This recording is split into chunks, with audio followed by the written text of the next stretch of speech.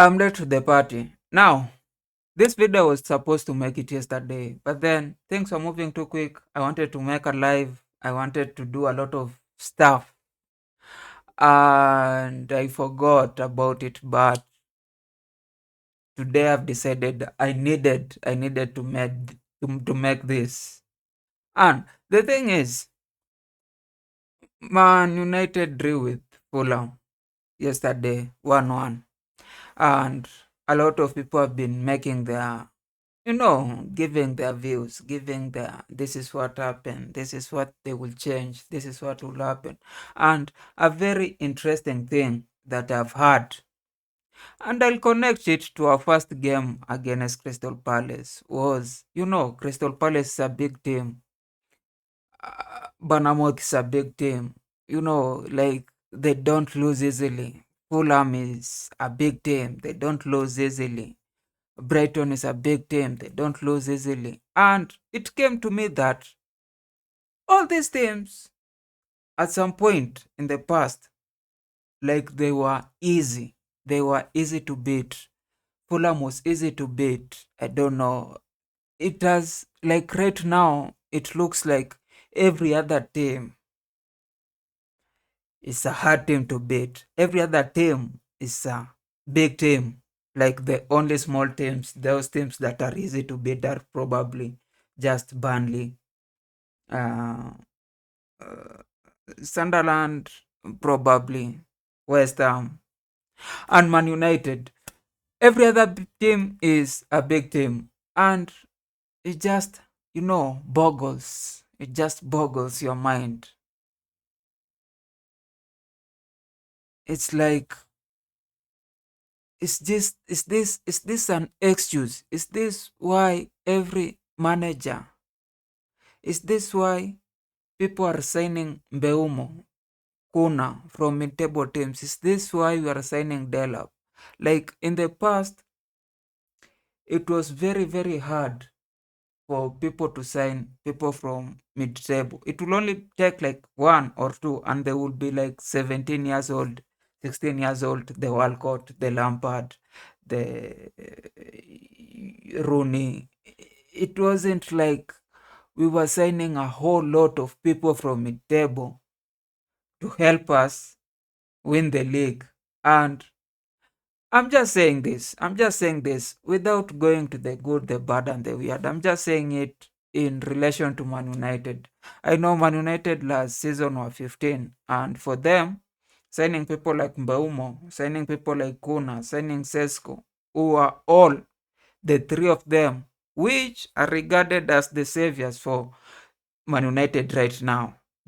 All the three of them right now, they were between position 6 in their respective leagues, between position 6 and 12. And you think, probably even Kuna was so down there. And you think, like, that's if that's your Arsenal, if those are the people you want to bank on, and they are not young, they are 25, 26, 23-year olds who are playing in mid-table, not just in England, but in Germany. And you assemble the three of them, and you think they're going to be your striking partners to help you come from position 15 to 1. It is difficult. It is not, i- i- it is not something that you can say it's delusional.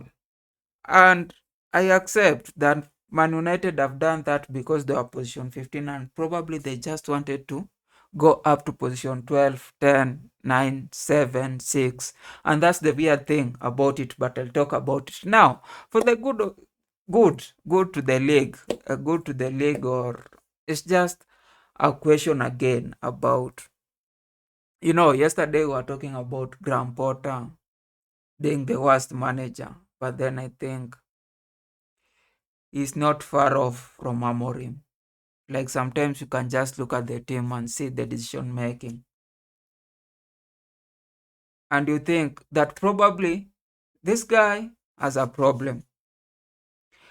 And we have talked We have talked it. Everybody has talked it. Everybody has said it. Like, there's no way that you can partner in a two midfield. Like, you don't have an attacking midfielder, you just have two midfield.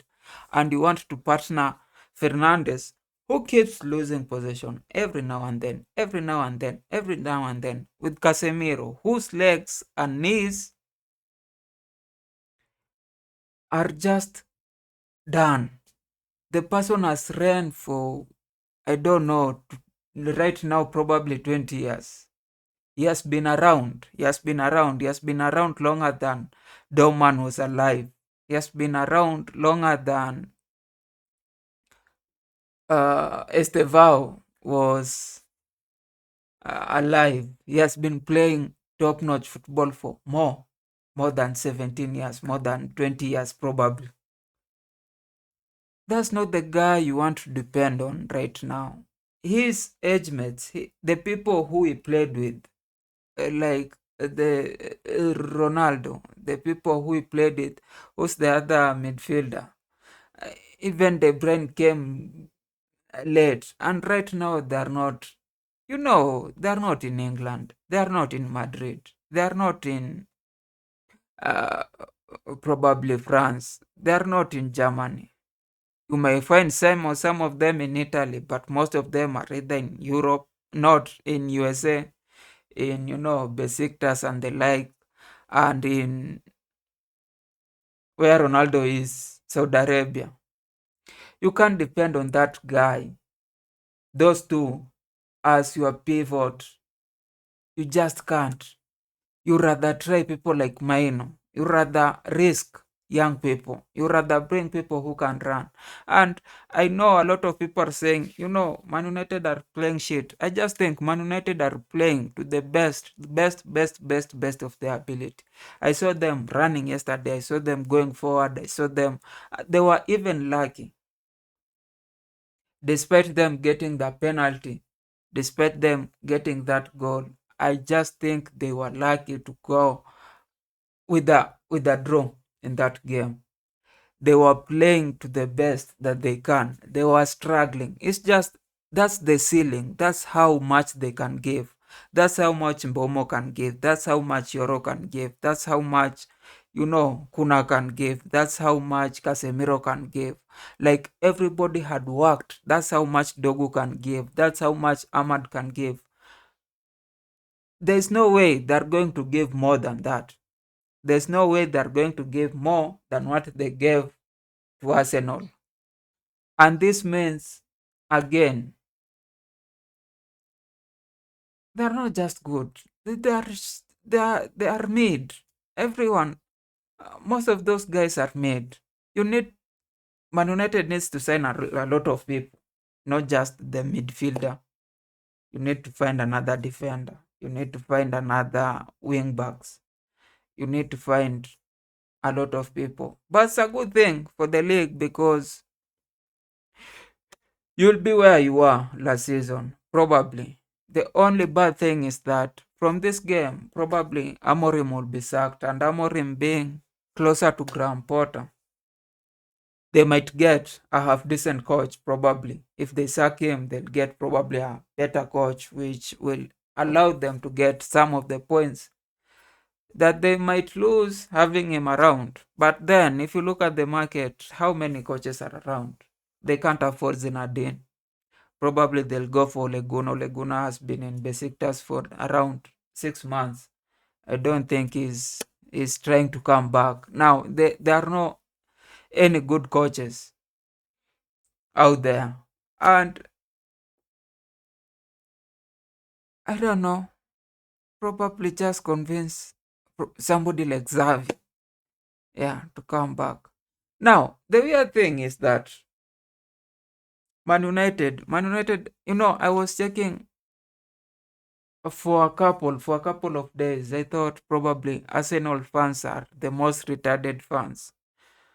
But then looking at Man United and how can you see this team? How can you see the team play? How can you see this how they played last season and how they are playing this season and the additions they have made?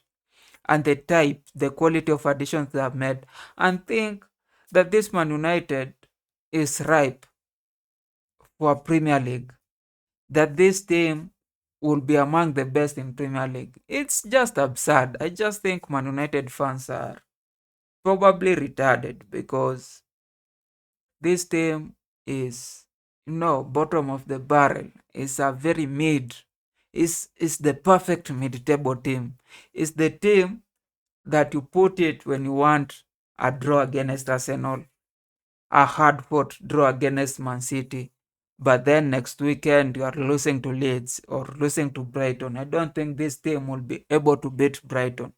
I don't think this team will be able to, beat teams like Everton. I don't think this team will be able to beat a team like Newcastle.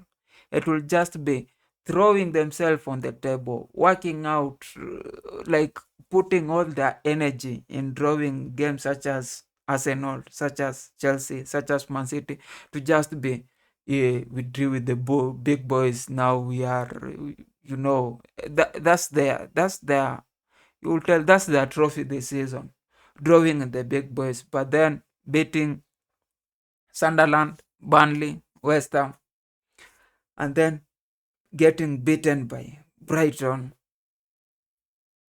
Newcastle, Forest, Everton. Uh, anyway, that's up to me.